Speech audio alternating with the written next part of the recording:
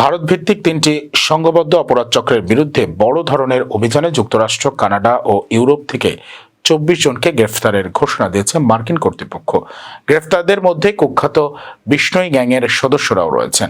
মার্কিন ফেডারেল প্রসিকিউটরদের প্রকাশ করা 3টি অভিযোগপত্রে মোট 37 জনের বিরুদ্ধে হত্যাকাণ্ড, চাঁদাবাজি, মাদক পাচার এবং আন্তদেশীয় সংঘবদ্ধ অপরাধে জড়িত থাকার অভিযোগ আনা হয়েছে। অভিযোগ অনুযায়ী 2023 সালে কানাডায় শিখ নেতা হরদীপ সিং নির্জার হত্যাকাণ্ডের পরিকল্পনা ও নির্দেশনায় বিষ্ণই গ্যাংয়ের শীর্ষ সদস্যরা জড়িত ছিলেন।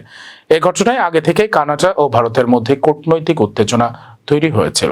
মার্কিন কর্তৃপক্ষ জানিয়েছে, দীর্ঘ তদন্তে এসব অপরাধ চক্রের বিরুদ্ধে লক্ষ্যভিত্তিক হত্যা, চাঁদাবাজি ও আন্তর্জাতিক মাদক পাচারের প্রমাণ মিলেছে। অভিযানে প্রায় 1000 কেজি কোকেন, 1 কেজি হেরোইন, 40,000 মার্কিন ডলার এবং 1 ডজন আগ্নেয়াস্ত্র জব্দ করা হয়েছে।